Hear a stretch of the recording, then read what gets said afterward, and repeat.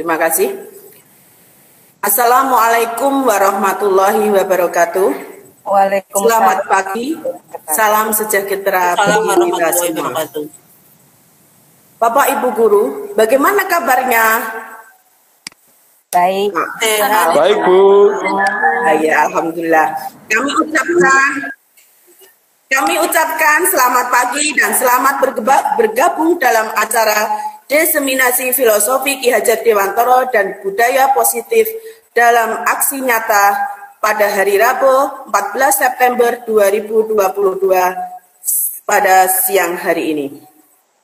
Sebelumnya, perkenalkan saya Umi Koiria sebagai moderator pada acara yang sangat luar biasa ini. Yang terhormat Fasilitator calon guru penggerak Ibu Sukesi, yang kami hormati pengajar praktek Bapak Mukti Setiowibowo, yang kami hormati Kepala SD Negeri Pelantungan Ibu Diana Susanti, yang kami hormati narasumber Ibu Fasih Dwi Yuani, dan Bapak Ibu Guru peserta yang kami banggakan. Pertama, marilah kita panjatkan puja dan puji syukur pada Allah Subhanahu wa Ta'ala, sehingga kita bisa menyelenggarakan acara ini dengan keadaan sehat tanpa suatu apapun. Untuk mengawali acara pada siang hari ini, marilah kita buka dengan bacaan basmalah bersama-sama. Bismillahirrahmanirrahim. Terima kasih. Terima kasih. Acara selanjutnya yaitu sambutan dari Kepala Sekolah SD Negeri Pelantungan untuk beliau Ibu Diana Susanti SPD. Kami persilahkan. Terima kasih. Bismillahirrahmanirrahim. Assalamualaikum warahmatullahi wabarakatuh. Waalaikumsalam warahmatullahi wabarakatuh. Yang terhormat Ibu Fasilitator Program Guru Penggerak Angkatan 5, yang saya hormati pengajar praktik calon guru penggerak Angkatan 5 yaitu Pak Mukti Setiowibowo, rekan-rekan Bapak Ibu Guru SDN Pelantungan, serta yang saya banggakan calon guru penggerak yang berasal dari SDN Pelantungan. Alhamdulillah, puji syukur senantiasa kita panjatkan kehadirat Allah Subhanahu wa Ta'ala, karena pada siang hari ini kami semua dapat mengikuti diseminasi dari calon guru penggerak dari SDN Pelantungan. Saya selaku kepala sekolah sangat bangga, terutama di SDN Pelantungan ini ada 2 calon guru penggerak di angkatan. Selanjutnya, saya sebagai kepala sekolah hanya bisa mendukung semoga kegiatan bisa diikuti sampai selesai nanti setelah 5 bulan mungkin atau 6 bulan. Dan dari saya hanya bisa memberikan dukungan, motivasi, dan mengikuti. Semoga sukses untuk Bu Fasih dan rekannya lagi Bu Retni. Dari saya cukup sekian. Wabillahi taufiq wal hidayah. Wassalamualaikum warahmatullahi wabarakatuh. Waalaikumsalam warahmatullahi wabarakatuh. Terima kasih Ibu Diana. Untuk acara selanjutnya yaitu pemaparan materi dari narasumber. Tapi sebelumnya kita menyanyikan lagu Indonesia Raya dulu Bu ya.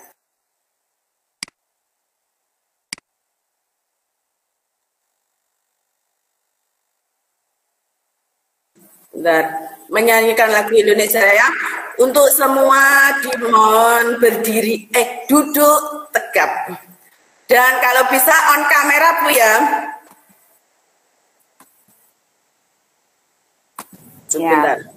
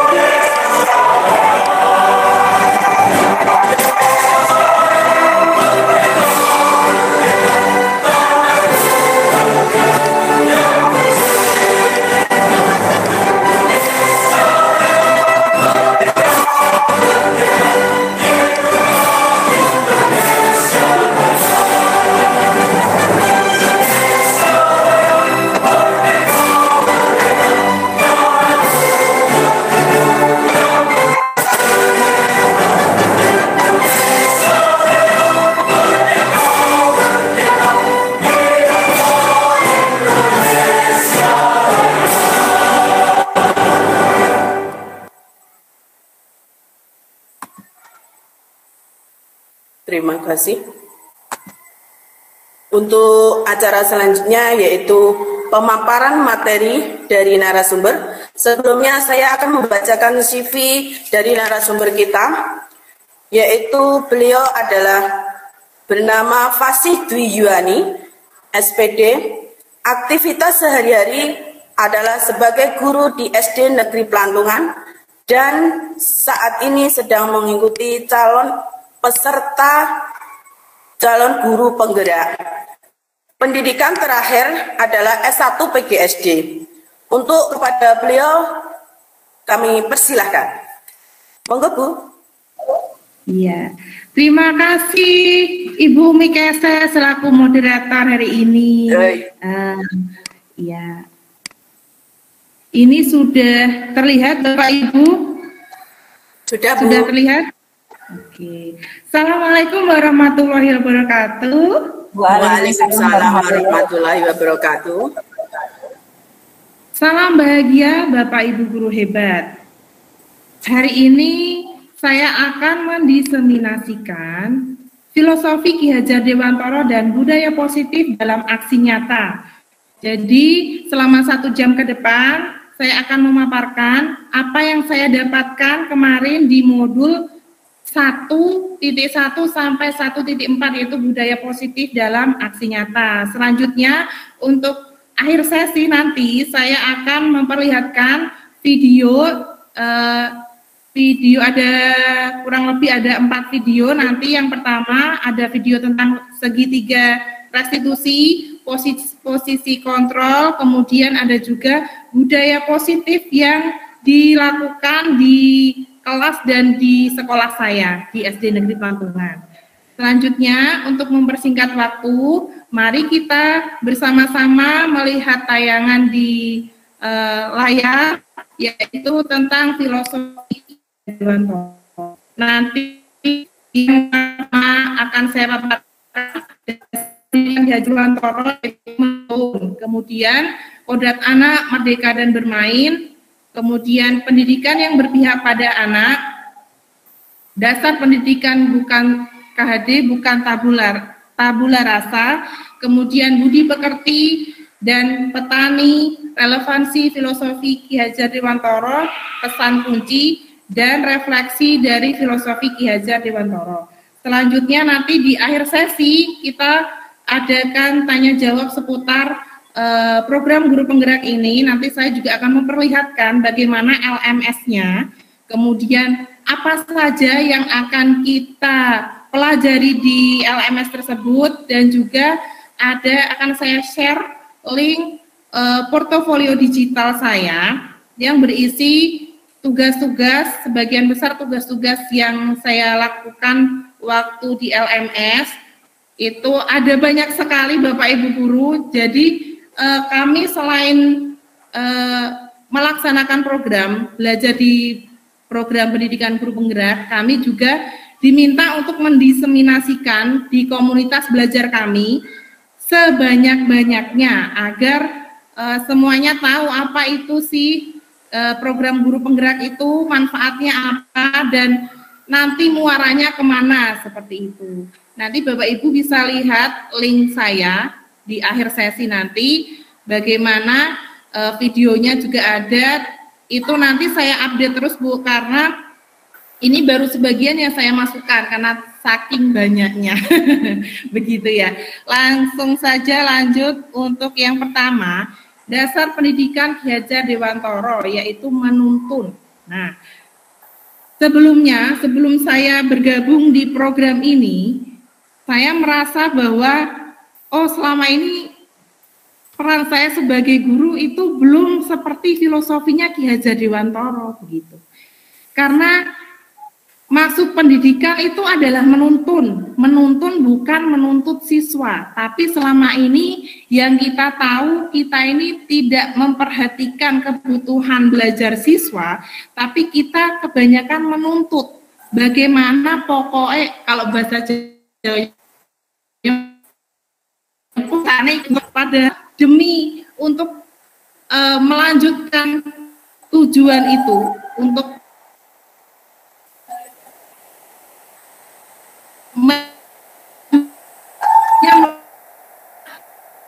Nah, ini sama saja dengan filosofinya yaitu menuntun segala kekuatan kodrat yang ada pada anak-anak agar mereka dapat keselamatan dan kebahagiaan yang sejatinya.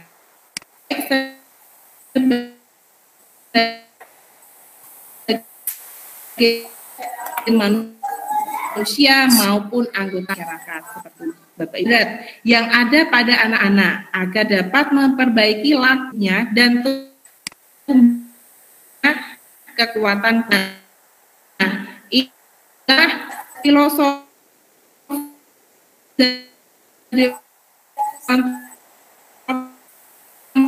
Narson Tulodo ing Madya Meksa Tutwuri Dayani dengan tujuan mengarahkan siswa untuk dan bahagia sebagai manusia dan anggota dalam masyarakat. Untuk yang kedua adalah kodrat anak merdeka.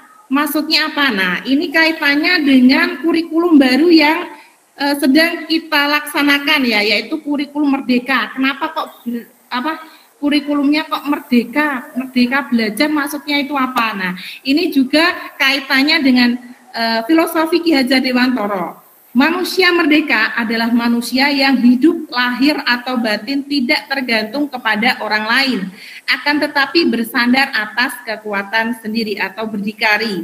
Maksud pengajaran dan pendidikan yang berguna untuk peri kehidupan bersama ialah memerdekakan manusia sebagai bagian dari persatuan atau bagian dari rakyat. Nah, ini yang sering sekali kita lakukan, yaitu kodrat anak itu adalah bermain. Entah itu TK, PAUD, kemudian di jenjang SD, SMP, bahkan SMA, mereka itu juga butuh yang namanya bermain. Makanya kita sebagai guru harus bisa dan harus mampu mengemas pembelajaran itu menjadi menarik dengan games-games edukatif. Nah, agar apa? Agar anak itu merasa saya itu bosan belajar, Bu. Nah, kan kadang-kadang seperti itu ya. Mereka bosan karena apa? Karena kebutuhan dasarnya, kebutuhan dasar akan bermain, kesenangan itu belum terpenuhi seperti itu. Jadi menurutnya Ki Hajar Dewantara yang kodrat anak adalah bermain ini, kita sebaiknya sebagai guru harus bisa mengemas pembelajaran itu menjadi menarik dengan model-model pembelajaran yang misalnya saja nama Head Together, terus Think Pair Share misalnya, atau Snowball Throwing, itu kan disisipkan permainan-permainan edukatif. Jadi anak tidak bosan. Kita misalnya, kita tidak hanya menyuruh siswa diam saja, diam, duduk diam, kamu dengerin Bu Guru ya, Bu Guru mau ceramah nih misalnya, Bu Guru mau menjelaskan ini, anak-anak duduk diam mendengarkan, sudah tidak zamannya seperti itu. Nah, pendidikan yang berpihak pada anak, ini juga muara dari kurikulum merdeka ya, yaitu pendidikan yang berpihak pada anak.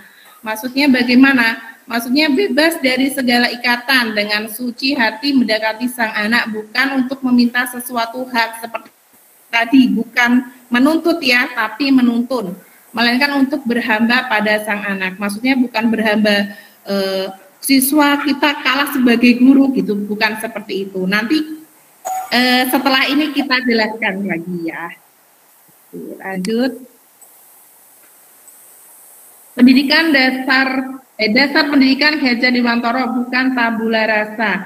Anak bukan kertas kosong yang bisa digambar sesuai keinginan orang dewasa. Anak lahir dengan kekuatan kodrat yang masih samar-samar. Tujuan pendidikan adalah menuntun, memfasilitasi, membantu anak untuk menebalkan garis samar-samar agar dapat memperbaiki lakunya untuk menjadi manusia seutuhnya. Nah, pertanyaannya nih ya, bagaimana ya cara menebalkannya? Kita bisa lihat tadi yang kalimat paling awal, anak bukan kertas kosong yang bisa digambar sesuai keinginan orang dewasa. Maksudnya seperti apa?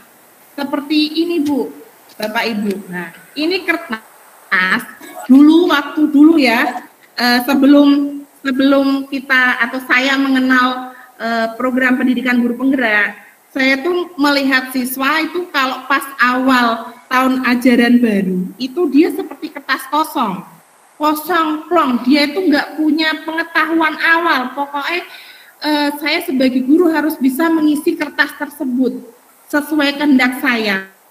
Tapi ternyata ketika saya mempelajari modul-modul yang ada di guru penggerak ini, saya mindsetnya jadi berubah.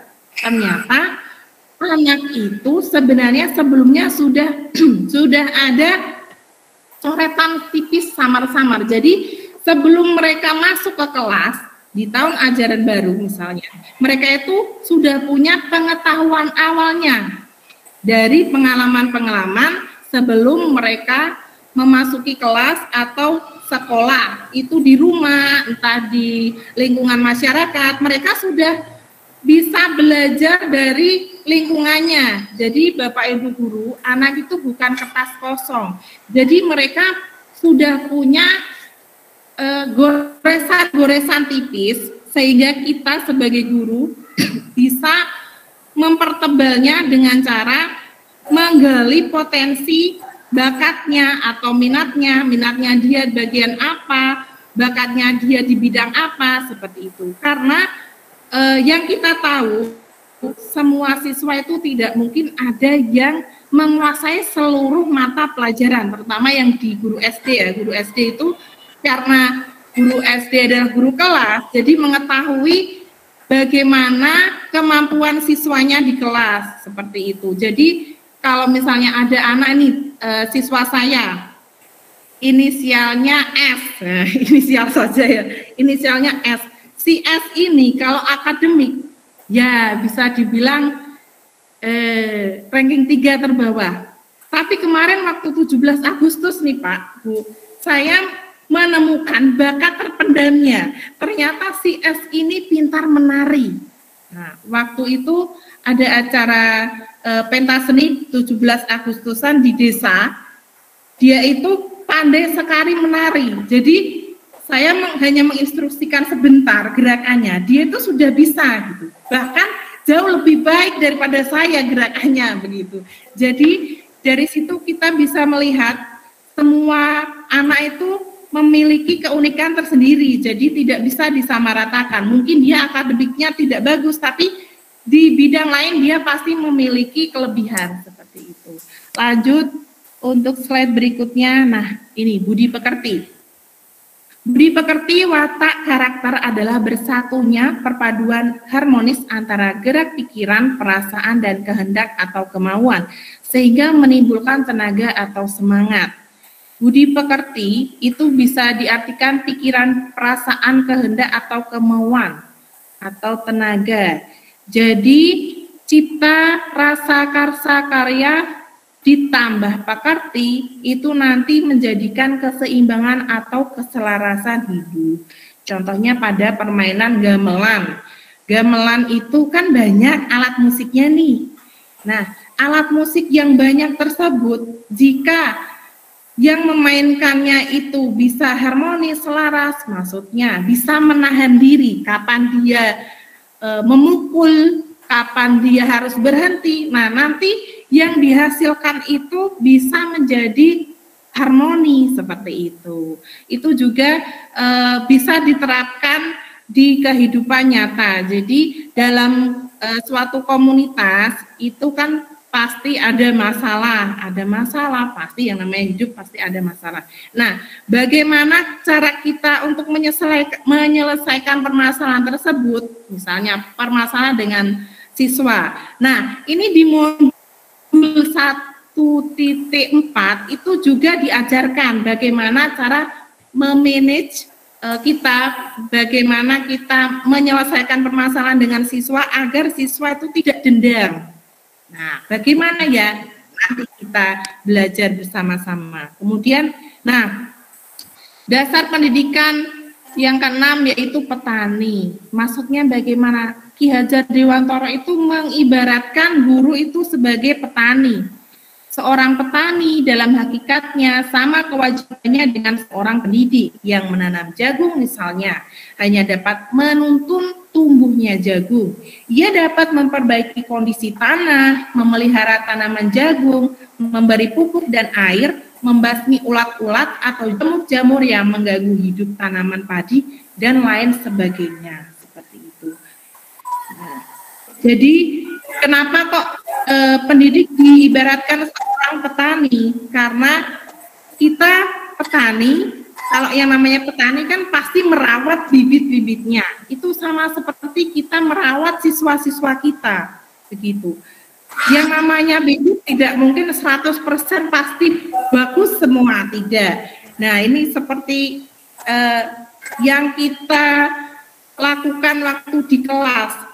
Siswa kita pasti kemampuannya beragam, tidak mungkin dapat 100 semua. Aduh, itu jarang sekali ya. Jadi sebagai seorang guru, bagaimana kita bisa dan mampu mengakomodir semua siswa agar mereka itu bisa belajar dengan baik, sesuai dengan gaya belajarnya. Misalnya ada anak yang bisa menangkap materi itu hanya dengan mendengar, auditori. Ada hanya duduk diam-diam mendengarkan bu guru misalnya. Dia ditanya lagi, dia langsung bisa jawab dan jawabannya betul, itu ada. Ada yang anak itu harus dia menulis dulu, mencatat, membuat catatan kecil, baru dia bisa memahami materi. Ada juga ada anak yang harus dia melihat video, tayangan video, baru diulang-ulang, baru dia mengerti. Ada juga yang anak dia gaya belajarnya kinestetik, jadi harus melakukan aktivitas dulu baru dia bisa mengerti materinya. Nah, dari berbagai macam karakteristik siswa tersebut, kita sebagai guru bisa menyiasatinya dengan pembelajaran berdiferensiasi. Ini pembelajaran berdiferensiasi baru saja kemarin saya pelajari di modul 2.1. Kemungkinan mungkin ya di lain kesempatan saya akan memberikan apa itu pembelajaran berdiferensiasi. Nah, yang namanya diferen kan berbeda. Jadi dalam suatu pembelajaran bisa mengakomodir semua siswa dengan gaya-gaya belajarnya, dengan apa? Dengan mengemas pembelajaran itu, misalnya kontennya dibedakan atau cara dia mengerjakan dibedakan, cara tesnya dibedakan. Kalau dulu kalau tes pasti tes tertulis saja sama rata, tapi sekarang bisa berbeda dengan pembelajaran diferensiasi, bisa dengan tes tertulis atau tes lisan sesuai kemampuannya siswa, seperti itu. Lanjut, pesan kuncinya, maksud pendidikan itu adalah menuntun segala kodrat yang ada pada anak-anak agar mereka dapat mencapai keselamatan dan kebahagiaan yang setinggi-tingginya, baik sebagai manusia maupun anggota masyarakat. Nah, ini perkataannya Ki Hajar Dewantara ya, menuntun. Nah, ini dulu waktu Ki Hajar Dewantara masih hidup ya. Kalau pendidikan abad kekinian, menuntun itu sama seperti dengan kolaborasi, kritis, reflektif, komunikasi, kreatif, dan inovatif. Nah, nilai-nilai yang kolaborasi dan sebagainya ini sampai inovatif ini adalah nilai-nilai yang diajarkan oleh guru penggerak di program guru penggerak ini. Kalau dulu kan kita ada 4 kompetensi dasar guru ya yang harus dikuasai, ada pedagogik, sosial, kemudian personal dan sebagainya. Nah, di guru penggerak ini kami diajarkan untuk bisa berkolaborasi, bisa refleksi, bisa kreatif, bisa inovatif, bisa mandiri dan sebagainya. Nanti kita masuk ke modul berikutnya. Nah, ini untuk pesan kuncinya, guru dan murid berkolaborasi untuk menginisiasi, menciptakan kedalaman rasa, takjub dan kasmaran spiritual, intelektual dan sosial untuk mencapai keselamatan dan kebahagiaan sebagai manusia. Kenapa kok harus selamat dan bahagia? Nah, selamat di sini bahagia di sini tidak hanya diri kita yang bahagia, tapi lingkungan sekitar juga harus bahagia. Jadi hidupnya harus selaras begitu, tidak mementingkan egonya masing-masing. Siswa dan guru merdeka belajar yang berkolaborasi bersama, menggali dan mengembangkan potensi siswa dan mengakomodasi karakteristik masing-masing untuk mewujudkan student well-being. Nah, ini muaranya ke profil pelajar Pancasila ya.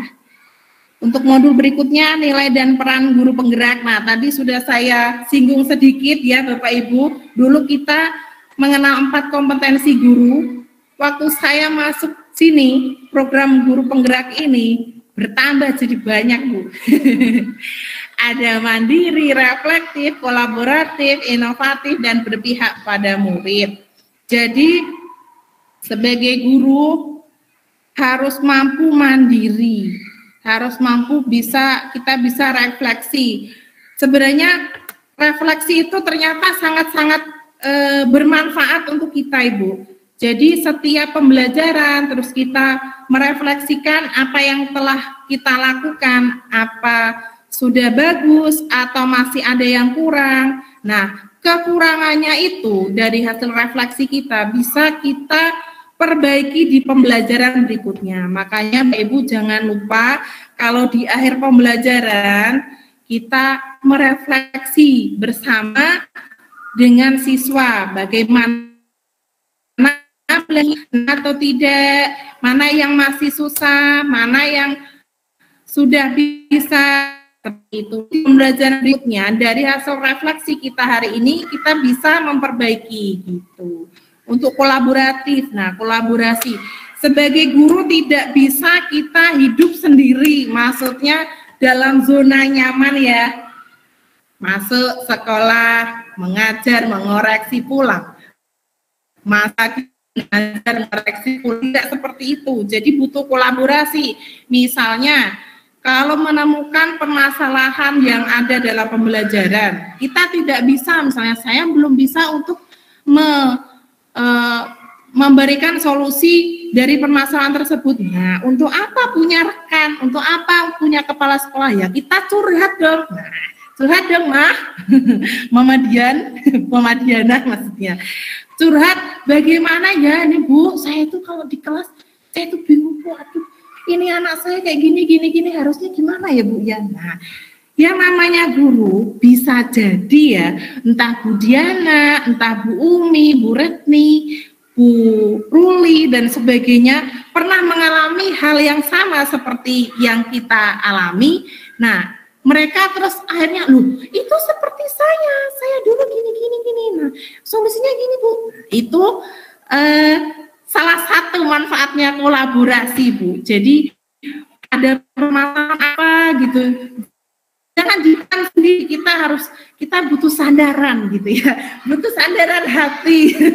Bisa di kepala sekolah atau rekan guru sejawat. Nah, kita bisa curhat, mengkomunikasikan ya permasalahannya. Dan selain itu kaitannya juga dengan inovatif.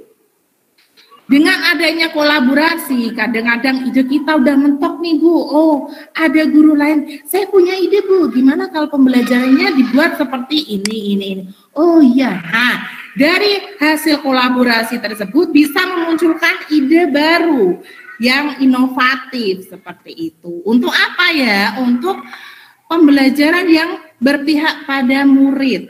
Berpihak pada murid itu artinya bagaimana? Terus nilainya jelek terus dikasih bagus gitu Bu? Bukan seperti itu. Maksudnya apa?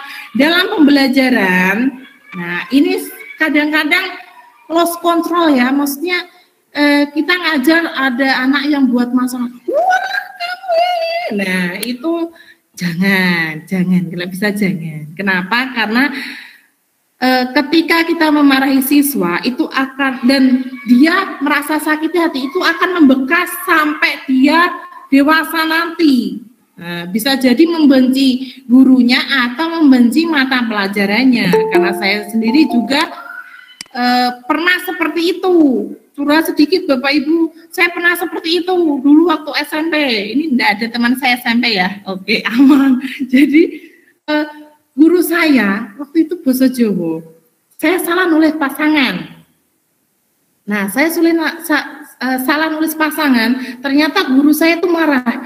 Dia buku ditekuk-tekuk begini, terus dipukulkan ke kepala saya. Duet gitu. Nah, habis itu sakit sih, tapi tidak begitu sakit, malah malu saya. Ngono wae ora iso sini. Nah, dan sebagainya, kebun binatang keluar semua.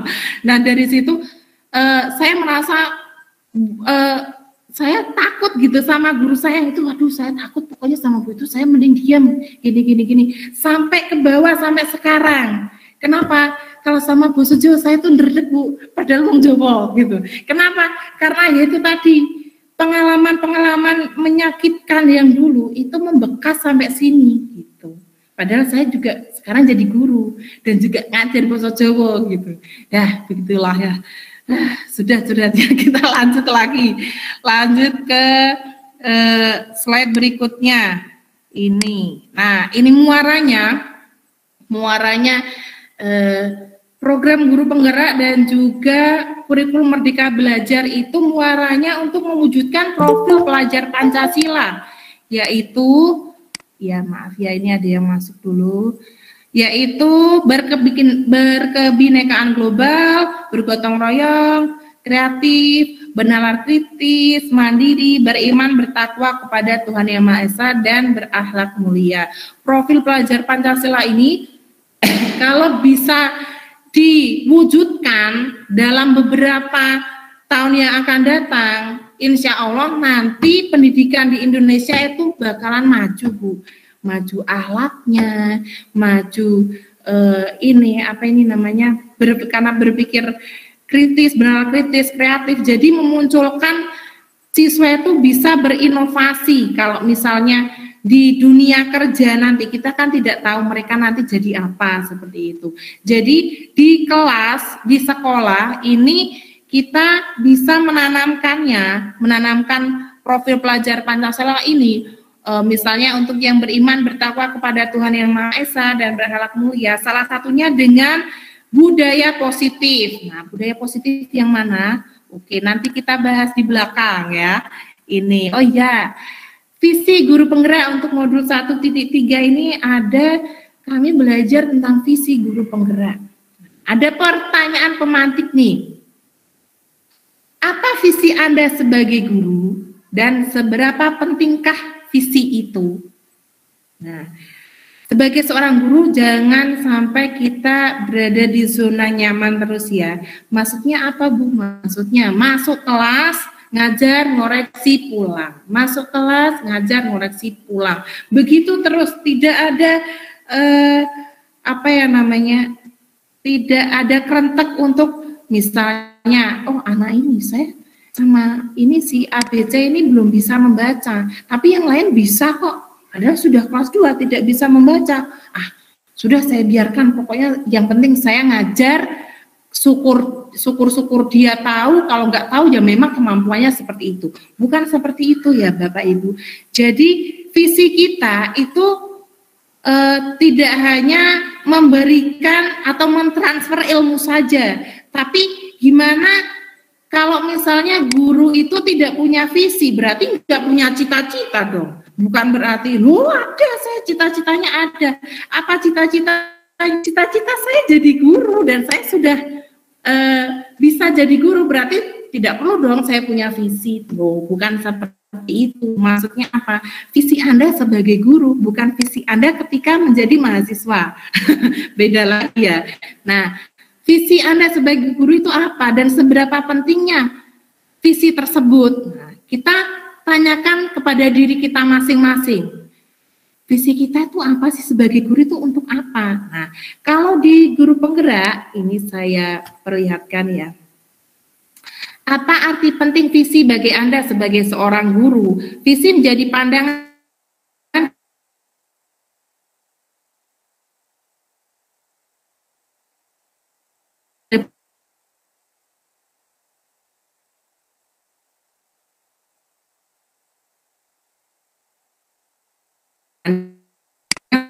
memberikan dasar program yang terfokus mengembangkan bakat, minat, serta kebutuhan murid, sehingga murid dapat mencapai keberhasilan yang diinginkan. Seperti itu, sesuai potensinya masing-masing. Nah, potensinya misalnya tadi siswa bidang ya gitulah. Tapi tidak apa-apa.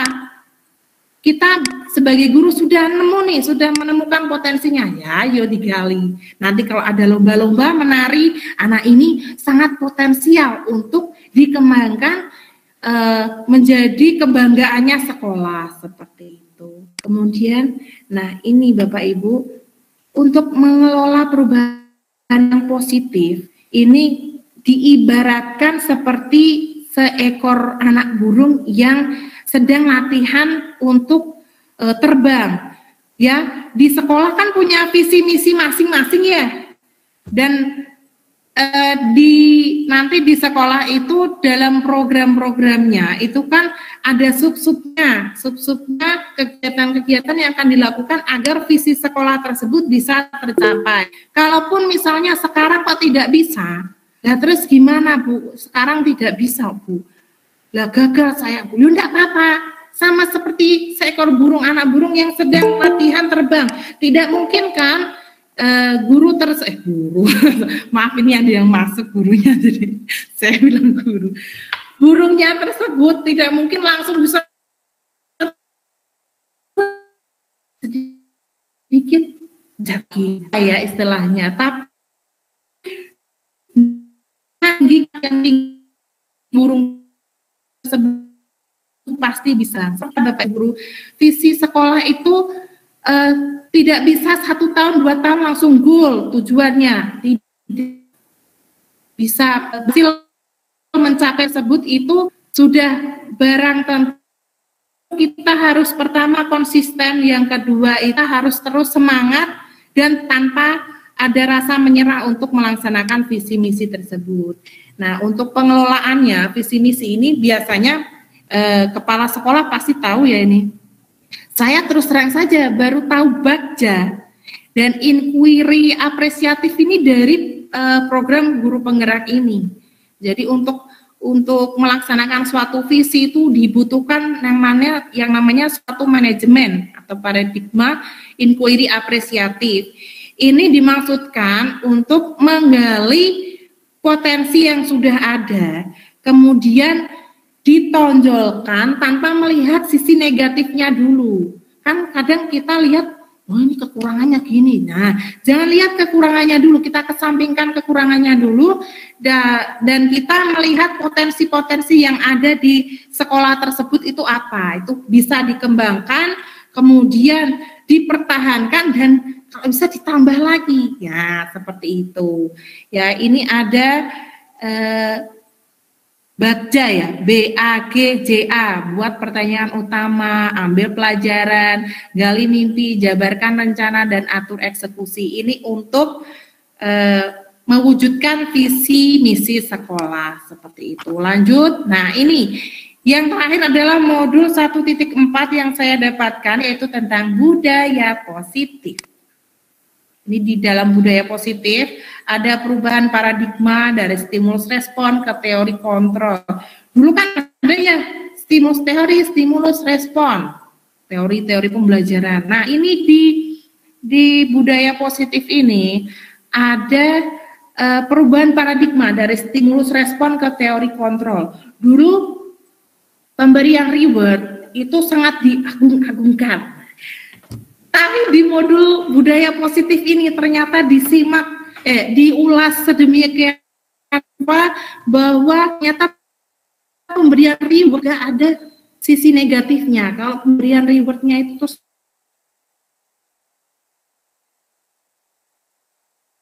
diterapkan anak itu, nah berarti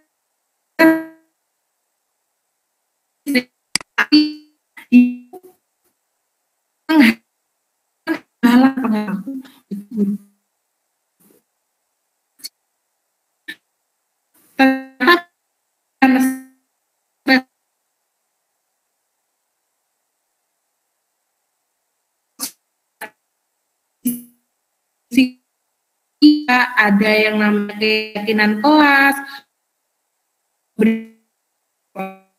tadi, kemudian posisi kontrol dan segitiga restitusi. Posisi kontrol, ada 5 posisi kontrol yang biasa dilakukan guru dan Pak Ibu.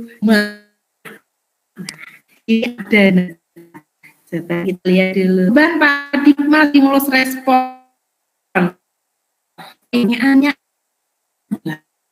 kita kontrol seorang. Siswa saya nih. Maaf. Saya kontrol siswa saya. Pokoknya kamu harus lurus terus ke depan. Namanya anak, lihat ada mainan, ada mainan sehat. Saya itu Jumat ya, Jumat jalan. Kalau dia ada sesuatu yang enggak, nah itu kenapa? Ini bisa kita lihat bersama. Jadi kalau pertanyaan bisakah kita mengontrol seseorang? Jawabannya tidak. Kita tidak bisa mengontrol seseorang, tapi kita bisa mengontrol diri kita sendiri. Dulu yang di teori stimulus respon, ya. Teori stimulus respon, kita mencoba mengubah orang agar berpandangan sama dengan kita, sama dengan mengontrol kan. Tapi untuk yang teori kontrol yang saya pelajari di sini, kita berusaha untuk memahami pandangan orang lain tentang dunianya.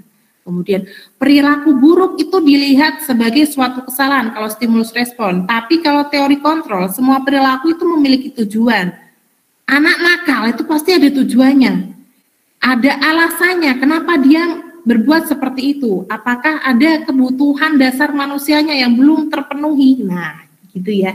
Terus orang lain bisa mengontrol saya, itu di stimulus respon. Dengan teori kontrol itu hanya Anda yang bisa mengontrol diri Anda sendiri. Hanya saya yang bisa mengontrol diri saya sendiri. Sama seperti kalau misalnya ini ada kertas, kemudian digenggam. Kertas ini saya ibaratkan emas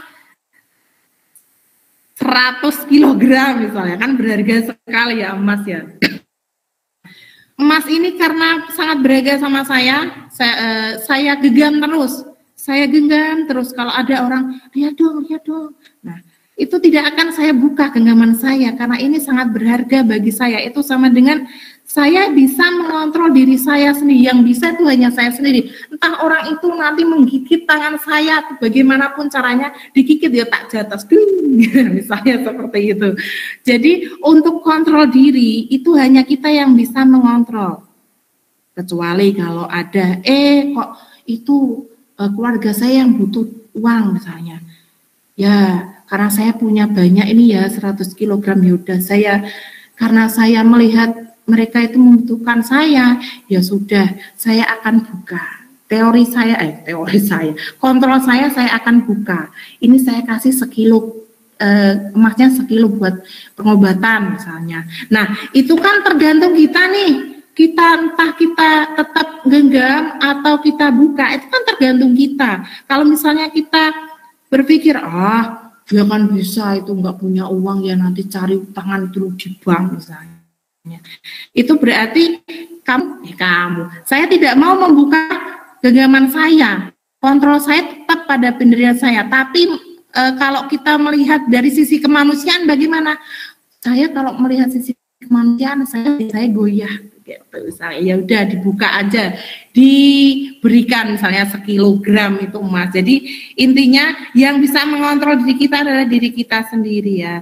Terus lanjut, pemaksaan ada pada saat bujukan gagal, itu di stimulus respon. Ini ada teori kontrol penghukum. Ketika dipaksa misalnya ya,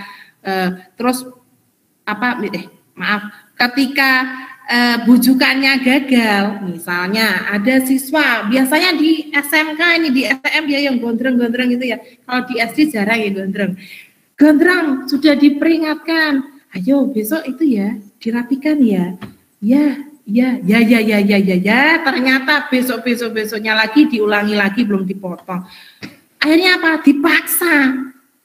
Dan ya saya nggak tahu, soalnya saya belum pernah masuk di SMK, ini hanya cerita saja.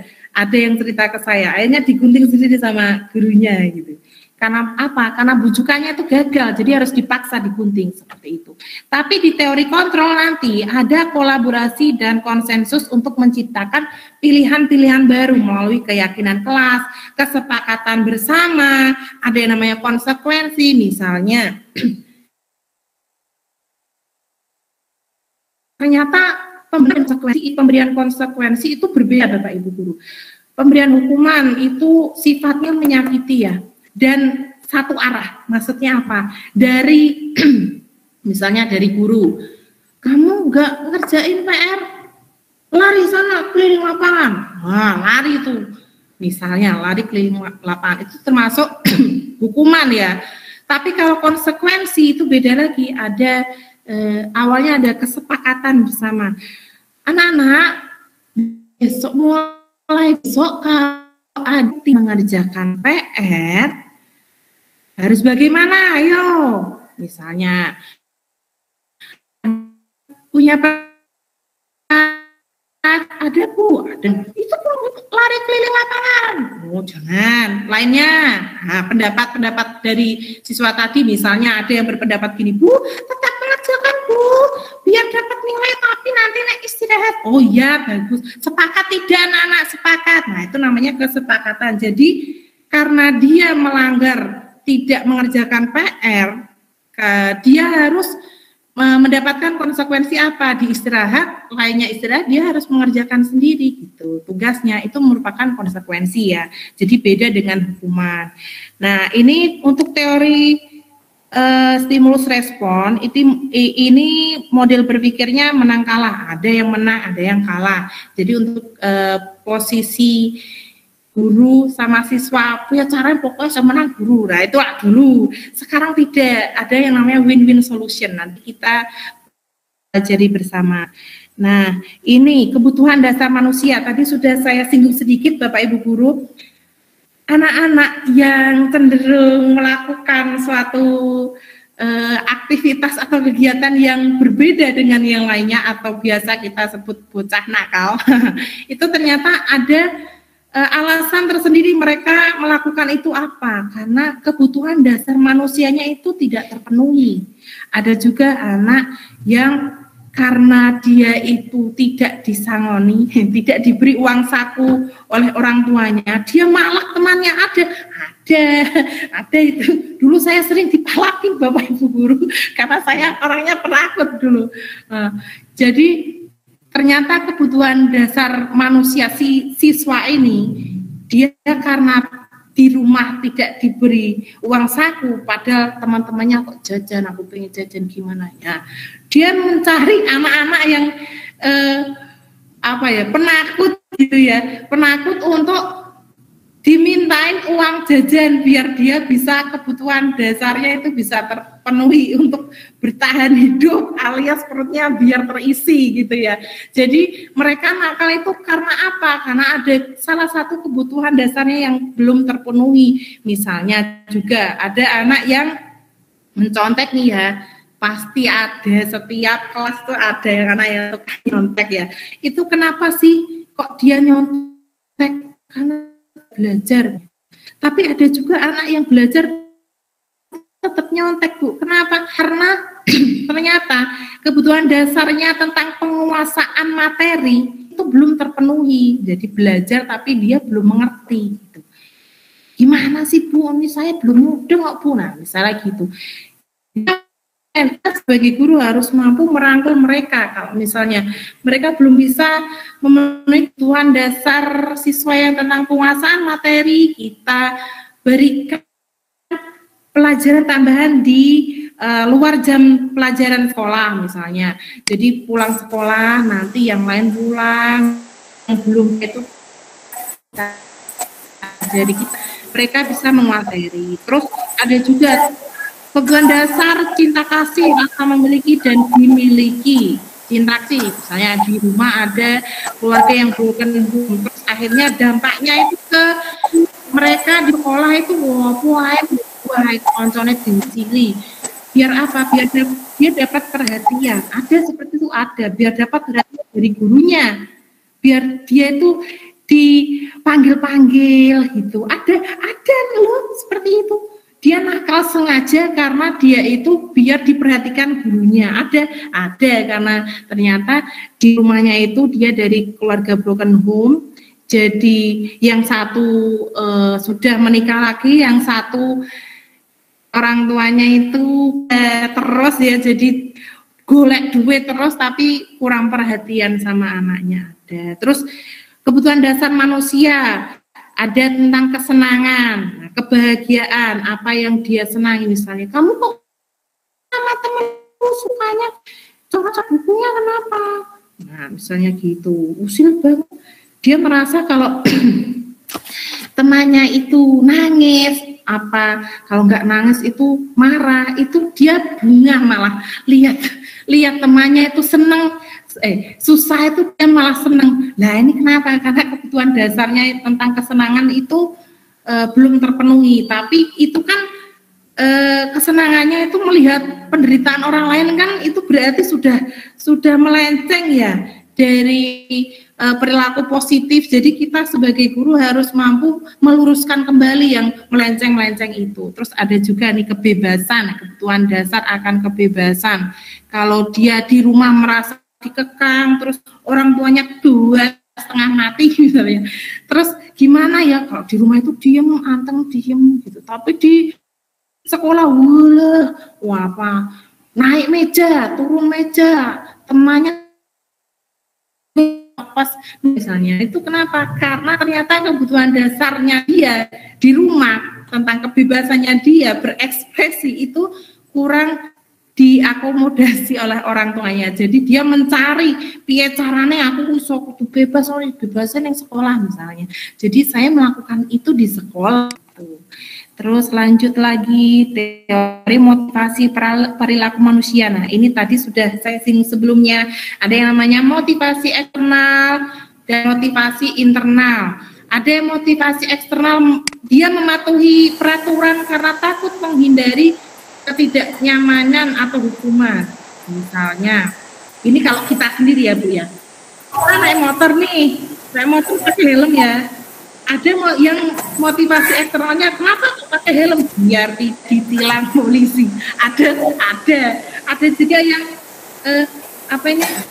namanya kenapa kok pakai helm? Masih di sana aja nggak 100 meter, nggak ada polisi, nggak ada CCTV, kok pakai ini helm kenapa? Nah, motivasi internalnya apa? Biar selamat. Siapa tahu keluarga ada anak-anak yang sedang belajar motor terus beliur terus nabrak. Nah, kalau pas terus nggak pakai helm, nah nanti bisa ininya bocor Bu ya. Tapi kalau pakai helm kan paling ya sisat-sisat helm pak gitu. Jadi motivasi perilaku manusia itu ada yang eksternal dan internal. Kalau eksternal karena alasannya agar menghindari dari hukuman atau mendapat imbalan, imbalan tadi atau penghargaan ya. Nah, yang paling level tertinggi nih adalah motivasi internal dengan tujuan disiplin positif untuk menghargai diri sendiri, menjadi insan sesuai harapan diri sendiri.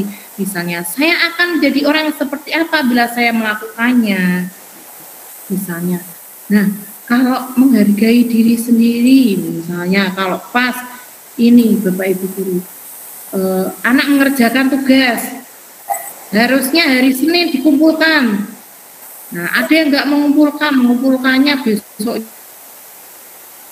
lagi yang tepat melaksanakan itu hari Senin dikumpulkan. Itu kenapa? Ada yang memang motivasi dirinya sendiri, karena dia sudah terbiasa untuk tepat waktu, untuk mengerjakan tugas dari Senin dikumpulkan Bu, ya hari Senin itu yang dikumpulkan, jangan Selasa, Rabu, Kamis seperti itu. Itu karena apa? Kebiasaan Bapak Ibu. Jadi bisa karena terbiasa. Jadinya kita harus membentuk budaya positif dari kebiasaan perilaku baik, di mana ini ada lingkaran ya. Nah, ada suatu lingkaran. Ada peraturan kelas, keyakinan kelas, lingkungan positif, dan budaya positif. Awalnya itu tertib itu karena peraturan kelas. Tertib karena peraturan kelas. Misalnya kalau mau masuk kelas, antri dan sebagainya. Kenapa kok harus antri? Aturannya gitu, Bu. Nah, ada yang masih motivasinya karena mematuhi peraturan. Nah, ada juga yang meyakini kalau kita antri itu biar apa, Bu? Biar saya nyaman, teman saya juga nyaman. Jadi sama-sama nyaman. Jadi kamu meyakini kalau antri itu menghormati orang lain dan menghargai diri kamu sendiri seperti itu. Ya, maaf Bu, waktunya masih 10 menit, tinggal 10 menit.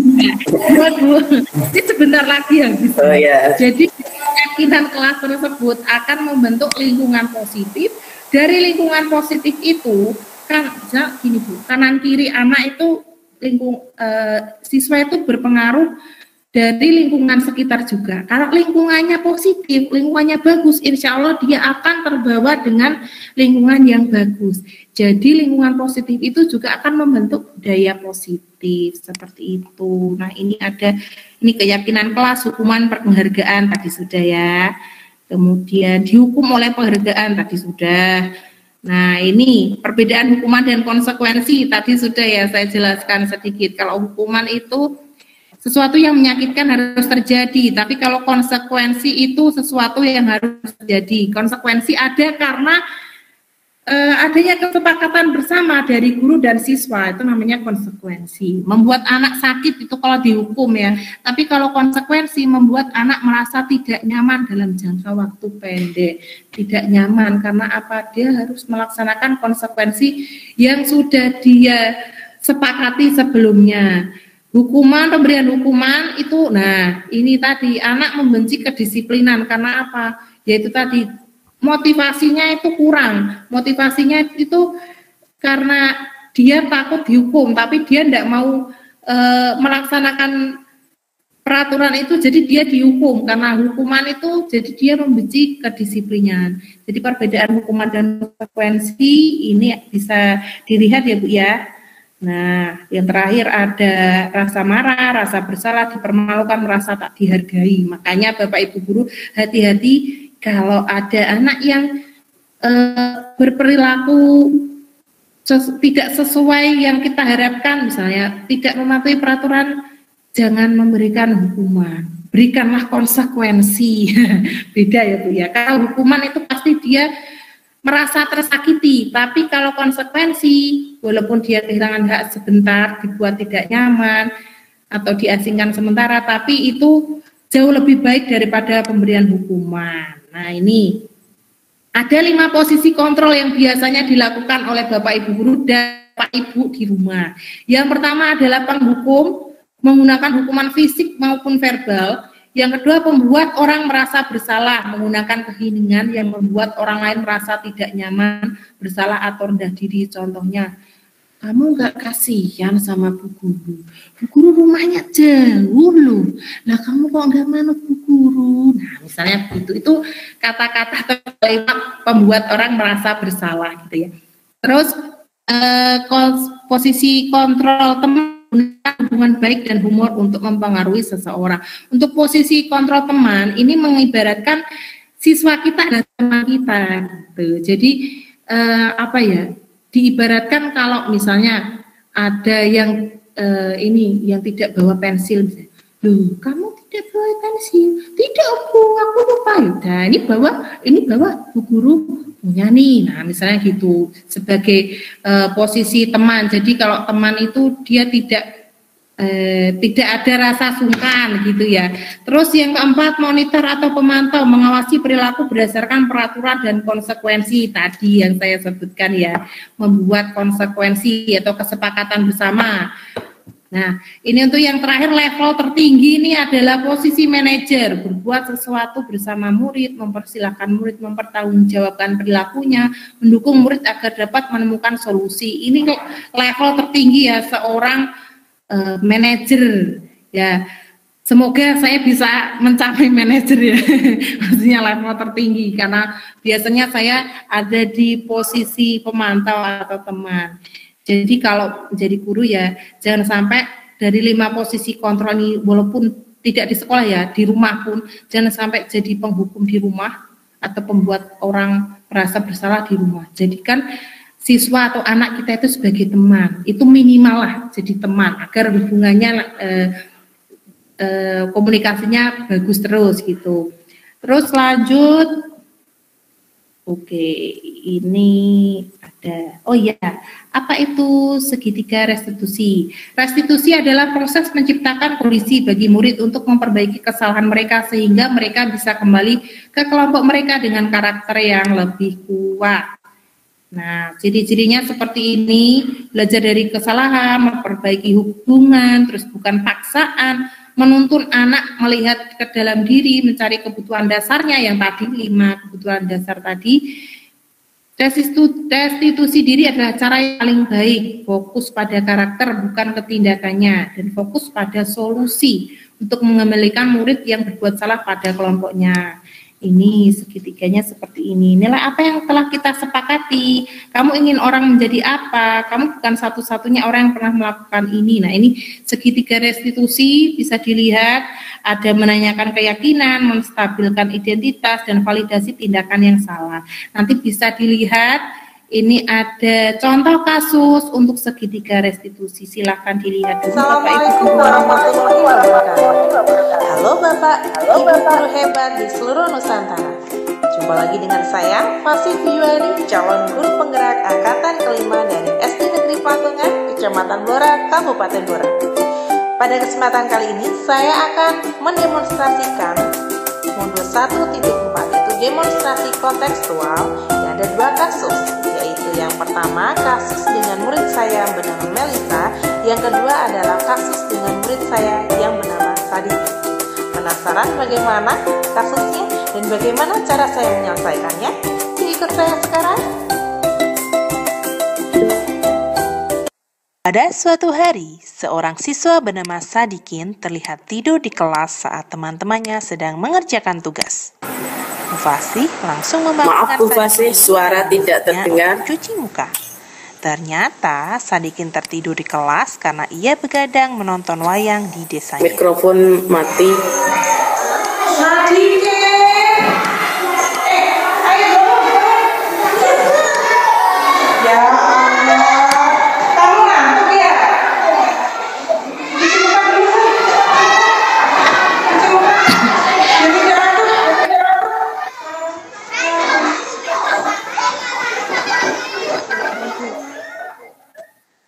Sadikin, kamu tidur berapa tadi malam? Jam 12 malam. Kamu ngapain jam 12 malam baru tidur? Lihat wayang. Guru tidak melarang kamu untuk lihat nonton wayang di desa tidak. Tapi kamu harus tahu, kalau kamu nonton wayang sampai malam, terus bangun kesiangan tidak tadi? Kesiangan. Terus sampai sekolah ngantuk? Tidur? Nah, kira-kira kamu melanggar kesepakatan kelas kita tidak? Ya. Sekarang, kalau kamu melanggar peraturan, bagaimana yang harus kamu lakukan? Harus apa kalau salah? Iya, harus minta maaf. Ya sudah, Bu Guru maafkan. Tapi lain kali kamu jangan diulangi ya. Bu Guru tidak melarang kamu untuk nonton wayang. Tapi kalau kamu wayang di desa, sampai malam, ya kan? Terus kamu jadi begadang. Nah, begini saja. Bagaimana kalau misalnya kamu bisa lihat kan tayangan wayang di video, ya tidak? Kamu punya apa di rumah? Nah, punya HP kan? HP ibu jangan dibuat main-main aja. HP juga bisa untuk belajar loh. Belajar kebudayaan, nonton wayang misalnya. Gimana? Nah, kalau begitu kan kamu tidak begadang lagi, ya tidak? Nah, setuju tidak?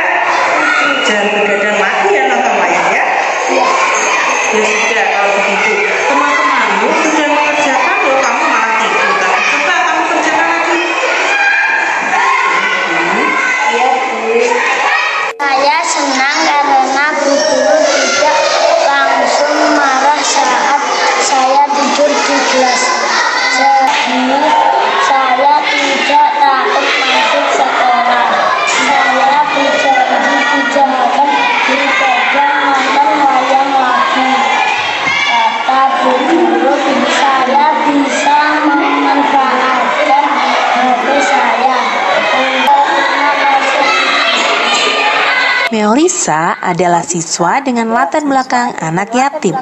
Ayahnya telah meninggal sehingga ibunya memutuskan untuk merantau jadi TKW di Malaysia.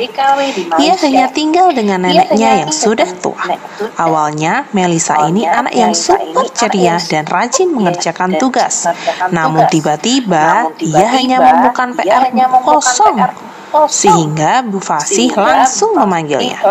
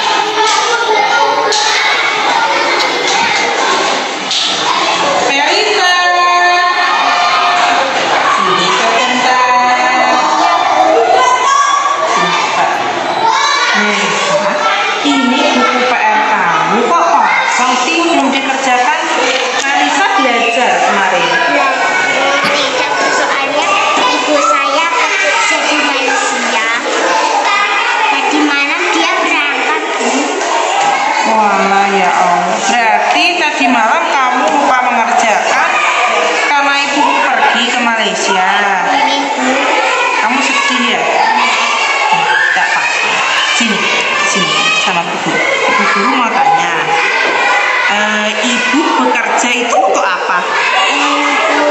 Mendapatkan uang. Nah, untuk cari uang kan? Uangnya untuk apa coba? Untuk sekolah saya. Kamu kan sekolah di SDN Lantungan nih. Kamu sebagai siswa itu tugasnya apa?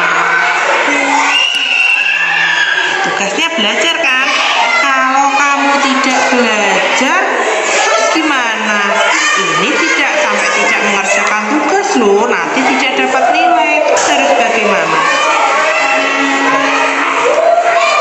Dapat nilai loh, cuma kamu yang tidak dapat. Yang dapat nilai harus diapakan? Ini saja.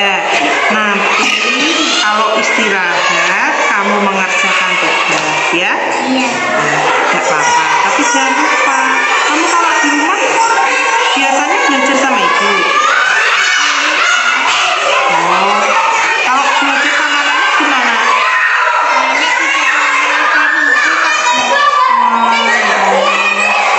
Sudah gini saja, Melisa, kalau pas pulang sekolah, kamu tanya materi sama bu guru. Kan nenek tidak bisa mengajari kan? Biar kamu bisa mengerjakan tugas, biar kamu lancar, materinya juga bisa. Nanti belajar sama bu guru kalau pas pulang sekolah. Gimana? Jangan sedih lagi ya. Iya, ya sudah, ini kerjakan dulu nanti kalau istirahat. Ini kan sudah istirahat ya? Ya sudah, ini kerjakan, tidak apa-apa sambil makan cemilan deh. Ya, temani ya. Ya, nanti ditemani Citra ya. Sudah, kerjakan dulu. Ya, ini untuk contoh posisi kontrol bagi pemantau dan juga tadi ada manajer.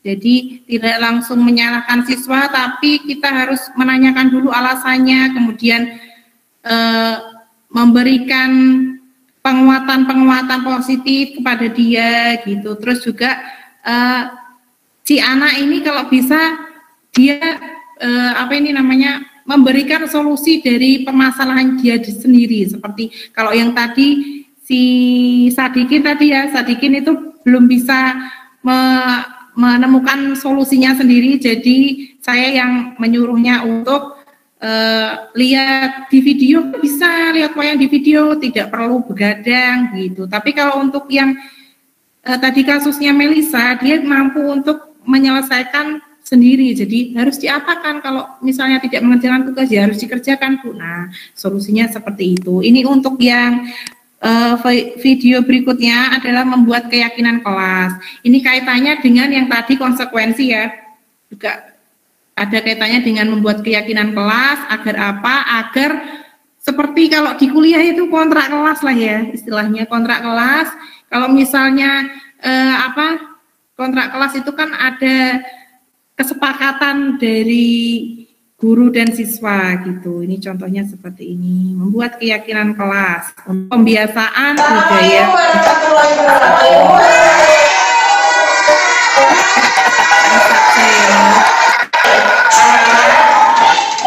Hari ini kita akan membahas keyakinan kelas.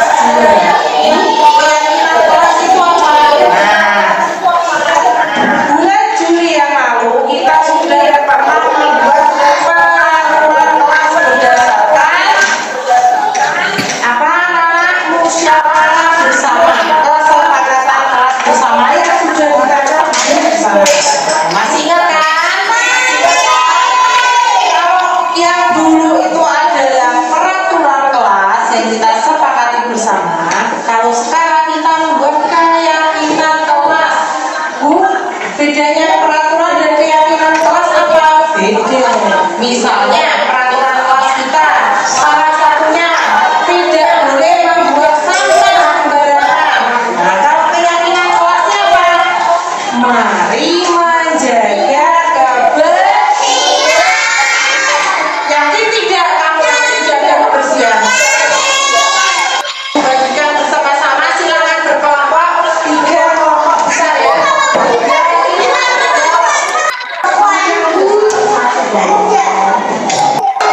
Satu, dua, tiga, empat, lima.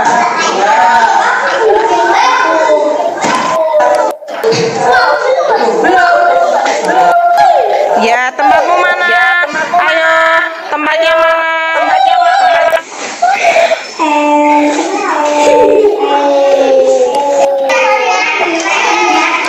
Kita izin saat keluar kelas yang meminta izin ya. Memakai masker yang berbuat salah atau kamu berbuat salah harus yang meminta maaf, yang dimintai maaf harus memaafkan. Nah, ini contoh video saat membuat keyakinan kelas ya. Kalau ini keyakinan kelasnya seperti ini. Keyakinan kelas itu berbeda dengan peraturan kelas ya. Kalau peraturan kelas itu ada kalimat negatifnya, tapi kalau keyakinan kelas kita buat kalimat positif semua. Jagalah kebersihan ruang kelas kita, bukan dilarang membuang sampah sembarangan misalnya.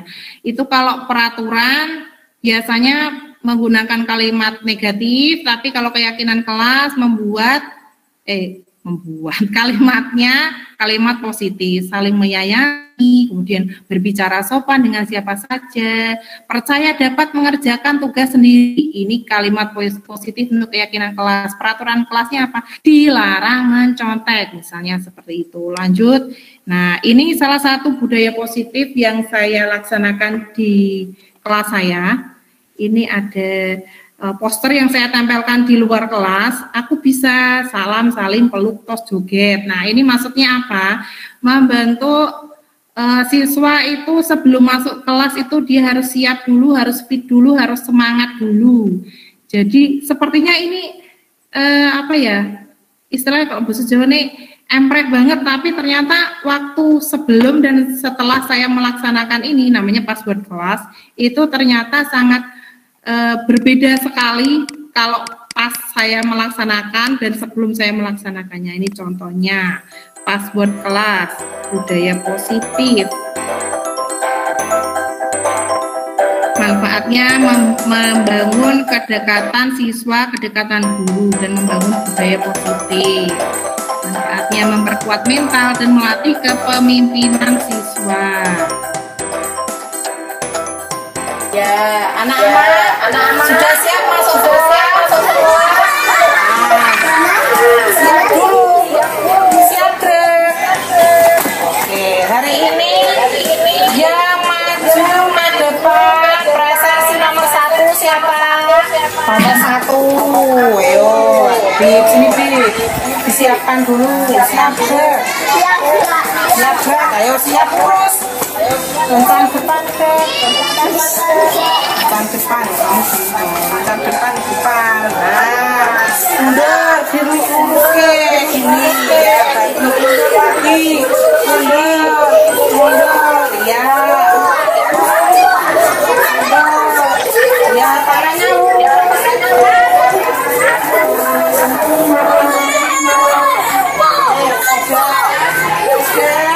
ya sudah rapi belum Bil? Ini kan keluar habis sih tapi suruh masukin bubur kasih dimasukin ya.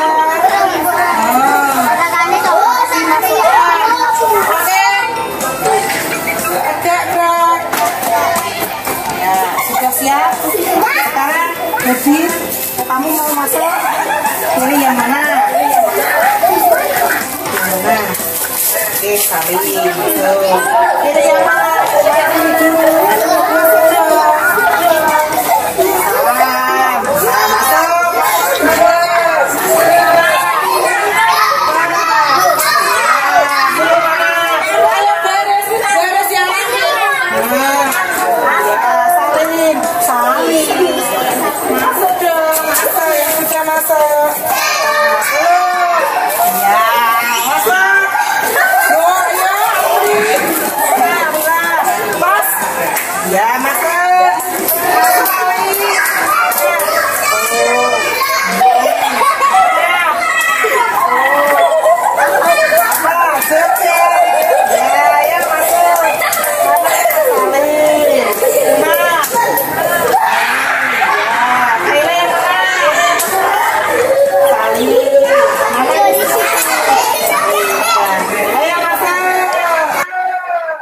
Nah, itu contoh password kelasnya, dan ini ada contoh budaya positif di lingkungan sekolah dari aspek religius. Kalau di sekolah saya di Negeri Plantungan itu setiap pagi anak-anak itu berkumpul semua di lapangan, kemudian berdoa bersama. Biasanya kan berdoanya di kelas ya, kalau ini berdoa bersama di lapangan.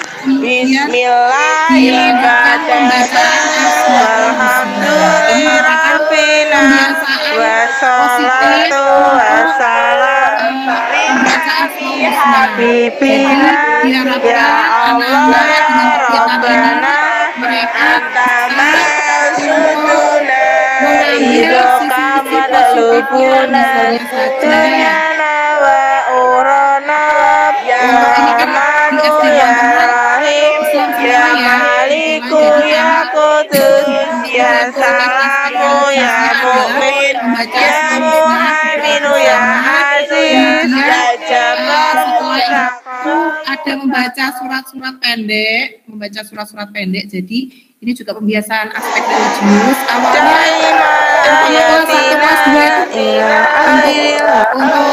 untuk pembacaan surat pendek belum ada apa, tapi karena pembiasaan dari terbiasa tadi, jadi mereka bisa hafal surat-surat pendek seperti itu. Nah, ini juga setelah itu menyanyikan lagu nasional. Kebetulan di sana menyanyikan lagu Indonesia Raya. Nah, Bapak Ibu guru, demikian video budaya positif di lingkungan sekolah yang sudah saya tayangkan. Nah, ini untuk kelas saya seperti ini Bapak Ibu guru. Yang bagian pojok ini ada pohon, biasanya ditempel-tempel untuk media nempel. Terus ini ada, nah ini saya kenapa kok saya pakainya banner karena sekolah saya itu temboknya itu catnya ada padang grupil gitu ya. Jadi untuk menutupinya karena dana bos juga tidak mencukupi untuk ngecat gitu. Jadi saya tutup dengan MMT ya, banner. Tapi di sini, di bawah sini ada tulisannya cita-citaku. Jadi anak-anak itu cita-citanya apa, mereka tuliskan di kertas warna-warni, mereka tempelkan di situ. Kemudian yang bagian tengah ini ada pajangan mereka. Jadi di sini hasil karya mereka, proyek mereka saya tempelkan di sini. Bagian pojok sebelah dekat perpus mini ini ada jadwal piket. Kemudian yang ini ada jadwal keyakinan kelas tidak bisa di Zoom ya. Ini bagian pojok ada perpus mini, di meja ada buku-buku yang biasanya kalau siswa saya ada yang karena dia kemampuannya lebih dari yang lain cepat selesai menyelesaikan tugas, biasanya saya suruh untuk silahkan membaca buku kesukaan kamu seperti itu, biar apa tidak mengganggu teman selesai itu gitu.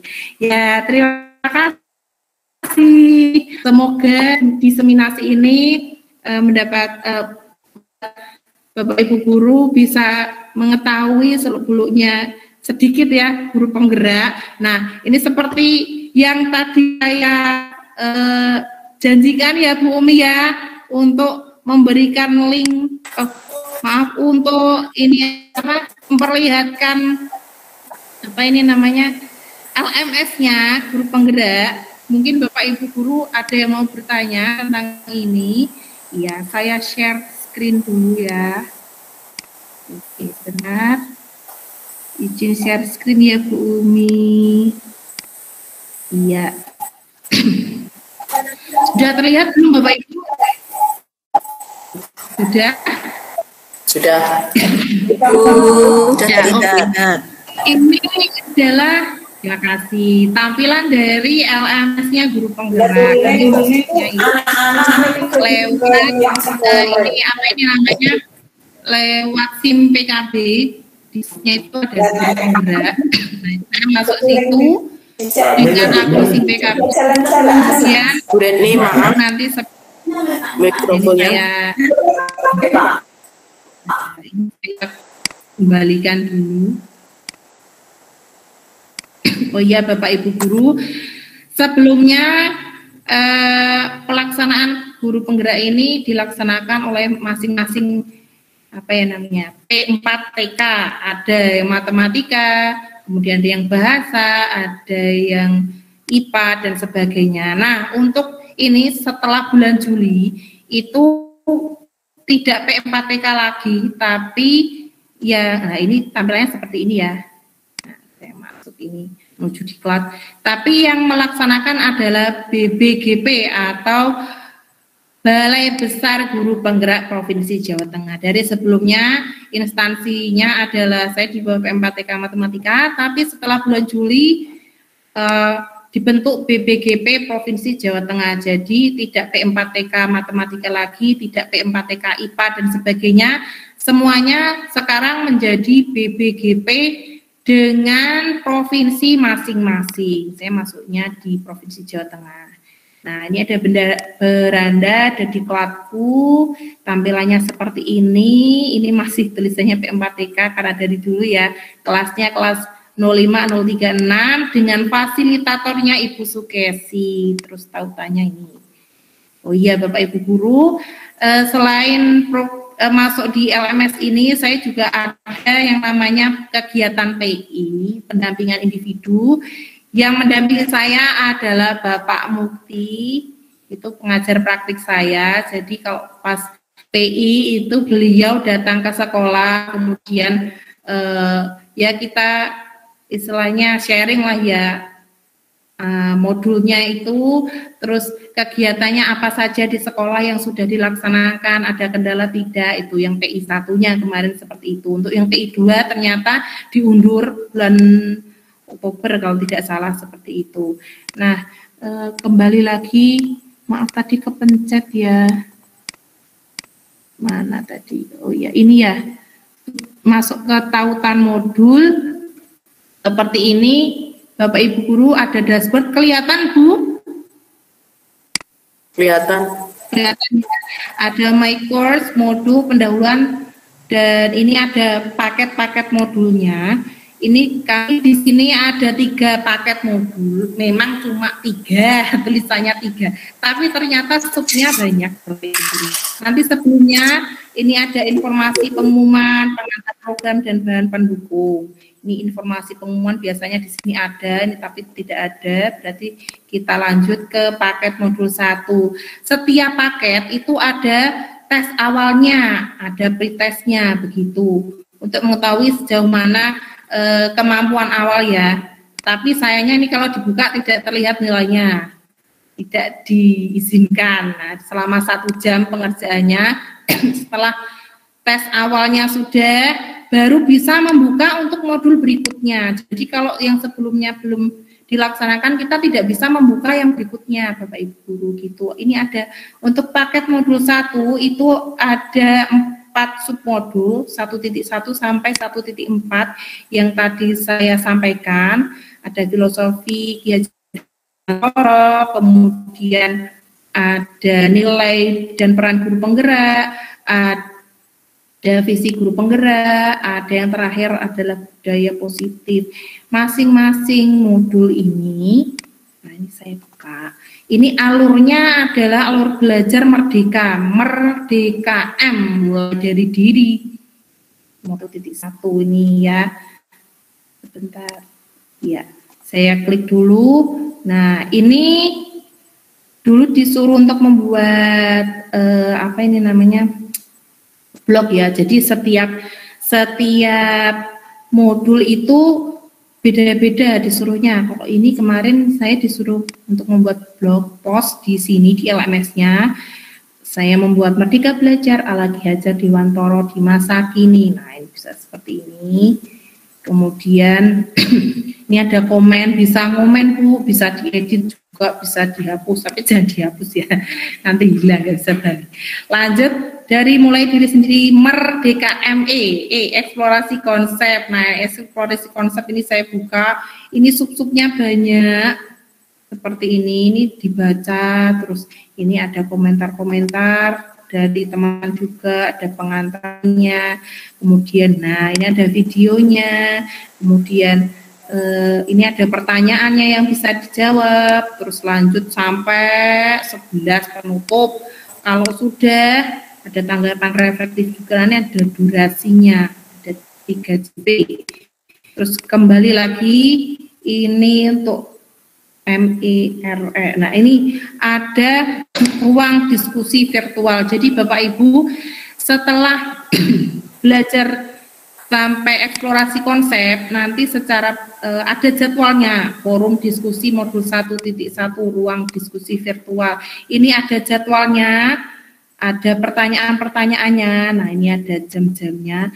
Terus ada kelas-kelasnya Bapak Ibu Guru, mungkin yang sudah pernah ikut dari PPG hampir sama ya LMS-nya seperti itu, ada kelasnya, ada F kelas G, terus di enter. Nah, nanti di sana sudah ada fasilitator yang mengisi, kemudian kita ada diskusi gitu. Terus nah setelah itu ternyata ada presentasi. Jadi presentasi kita dibentuk kelompok-kelompok. Waktu itu saya F jam 13.15 dengan enter the room. Ini setelah presentasi kelompok lalu unggah tugas ruang kolaborasi, ini nanti diunggah di sini Bapak Ibu. Enggak kelihatan Bu LMS-nya. Udah kelihatan Bu. Loh, kok ini terus? Sebentar. Enggak bergerak.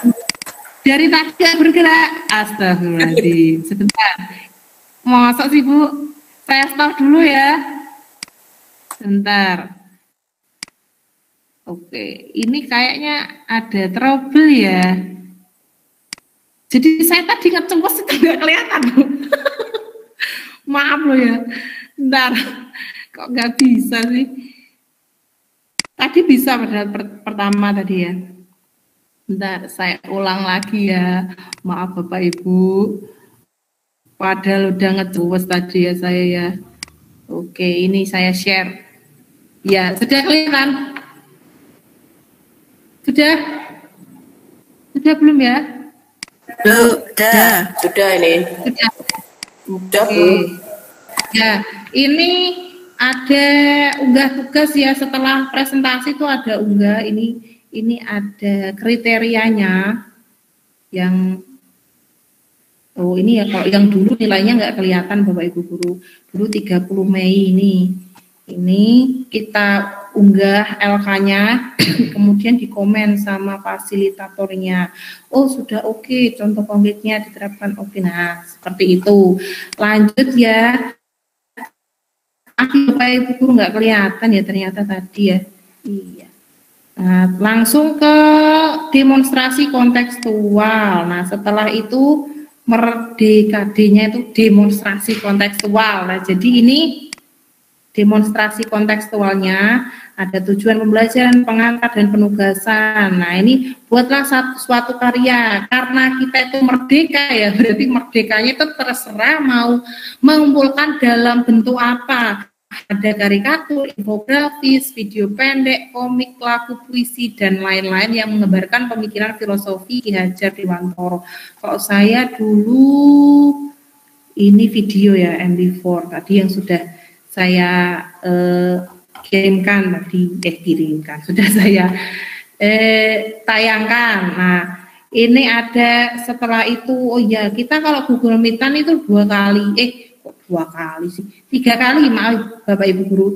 Yang pertama dengan fasilitator, yang kedua kita presentasi kelompok, yang ketiga elaborasi pemahaman Merdeka DE-nya, terus elaborasi pemahaman.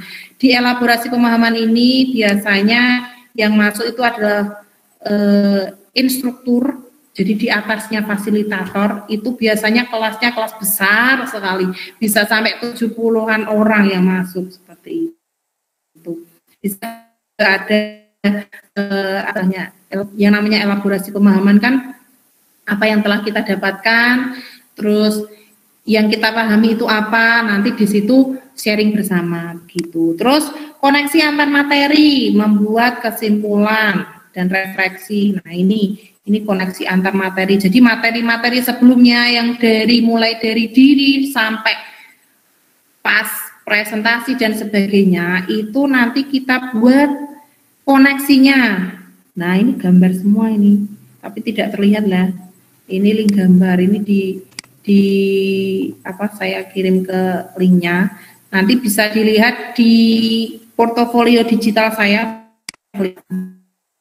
Dan setelah koneksi antar materi itu biasanya aksi nyata. Nah, Bapak Ibu, aksi nyata ini dari apa yang kita dapatkan sebelumnya di alur belajar merdeka itu A-nya merdeka, A yang terakhir adalah aksi nyata. Kegiatan aksi nyatanya apa?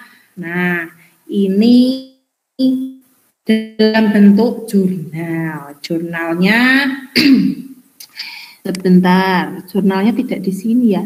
Jurnalnya ini jurnal refleksi. Jurnal refleksi ini bisa, karena ini merdeka ya, terserah kita mau dalam bentuk artikel atau video atau infografis atau flipbook. Biasanya saya flipbook. Ini jurnal refleksi 2 mingguan, berarti setiap 2 minggu sekali membuat refleksi ya, membuat refleksi aksi nyata. Nah, ini misalnya ini saya ini nanti kita lihat di itu aja, di portofolio digital. Soalnya ini kalau di link nggak kelihatan. Oke, lanjut ya. Tadi paket modul 1 sudah ya, 1.1 sudah. Nah, ini setelah aksi nyata nanti ada penutup dan penilaian kinerja instruktur oleh CGP. Ini jadi tidak hanya kita yang dinilai, tidak, tapi kita juga menilai kinerja instrukturnya. Bagaimana instrukturnya waktu elaborasi pemahaman, itu ada apa ya namanya ya. Nah, ini kayak pertanyaan, daftar pertanyaan, tapi ini sudah pernah saya isi, jadi tidak terlihat ya aspeknya.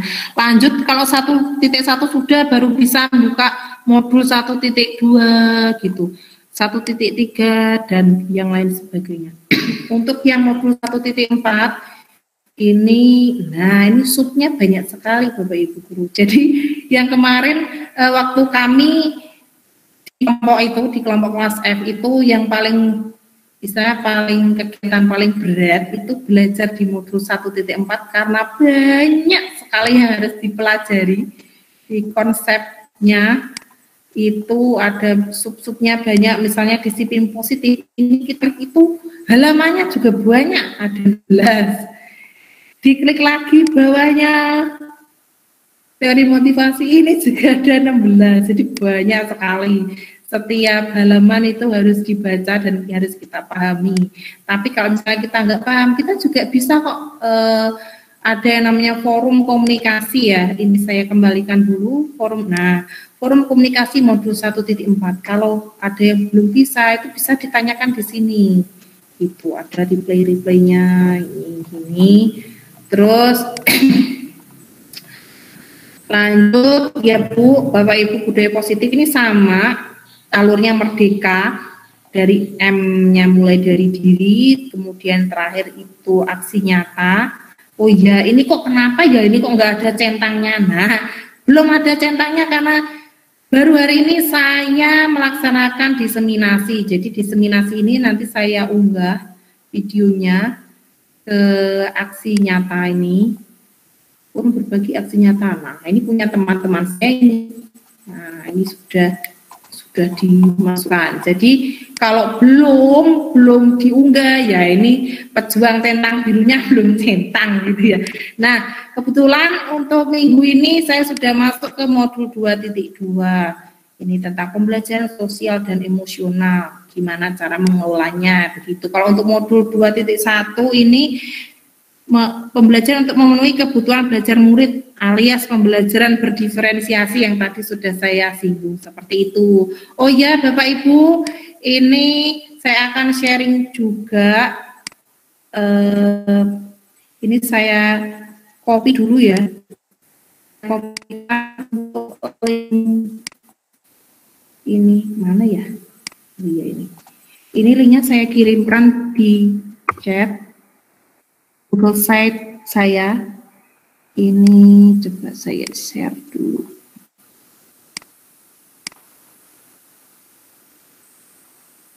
Ya, ini tampilannya seperti ini Bapak Ibu. Ini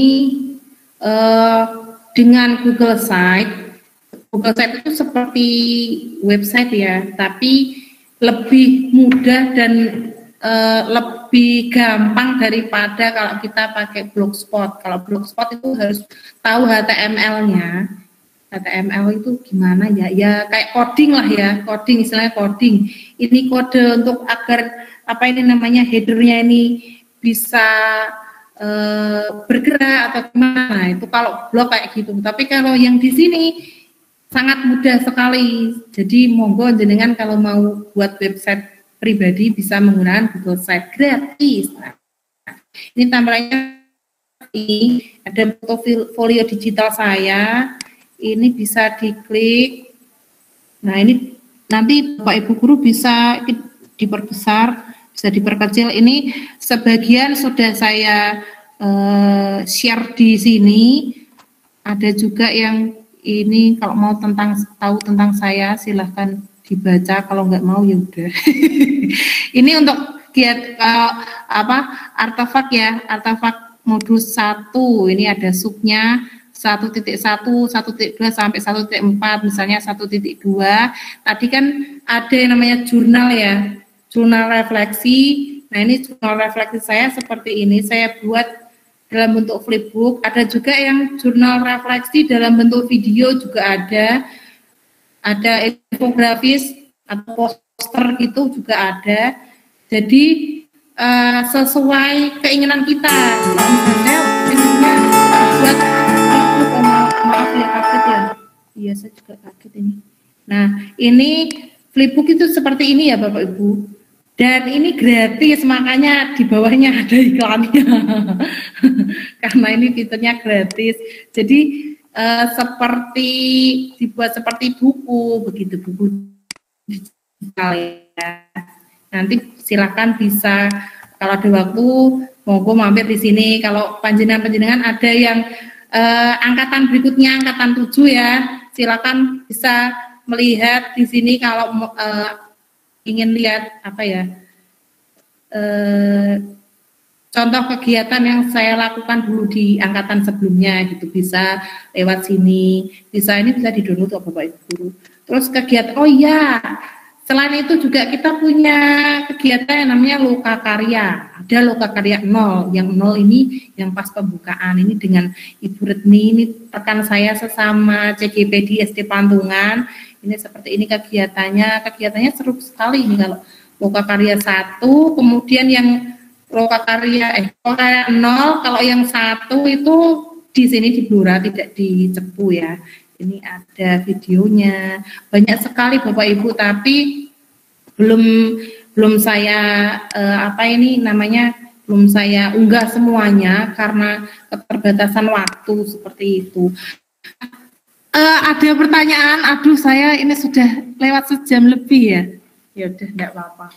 Kalau tidak ada pertanyaan atau misalnya ada pertanyaan, nanti silahkan bisa menghubungi saya lewat email yuan.fasi@gmail.com. Silahkan lewat situ ya Bapak Ibu Guru. Tidak ada pertanyaan. Oh iya, jangan lupa Bapak Ibu Guru silakan mengisi daftar hadir di link yang sudah saya share tadi. Sudah? Oke. Terima kasih. Saya kembalikan ke Bu Umi. Monggo Bu Umi. Ya, terima kasih untuk narasumber kita yang wow, hebat. Gimana? Gimana Bapak Ibu? Masih segar apa udah ngantuk? Sudah tidur. Ya, jangan lupa setelah ini diisi presensi ya yang sudah di chat live. Jangan lupa. Untuk terima kasih. Ya, ada pertanyaan atau sudah cukup? Iya.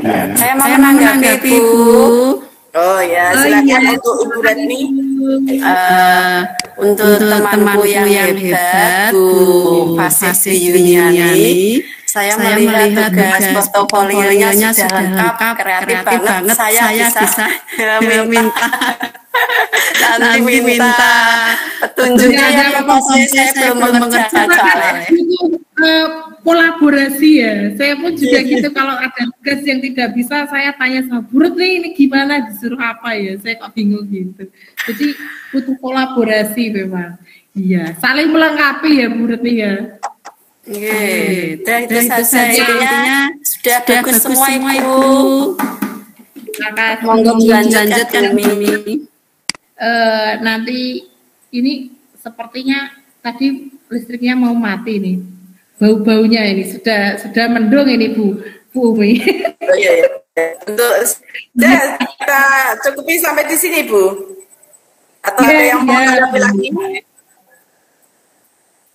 Ya? Tidak ada. Kalau ada pertanyaan nanti silakan di email saya yuan.evasi@gmail.com ya. Kalau mau tahu apa tadi tugas-tugasnya bisa mengunjungi Google Site saya FASI ya. Terima kasih. Oh ya, sudah kita akhiri diseminasi kita pada siang hari ini. Ada sedikit pantun ya Bu. Santen peresan klopo mangani. Saya ulangi. Terjeda adzan dulu Bu, maaf.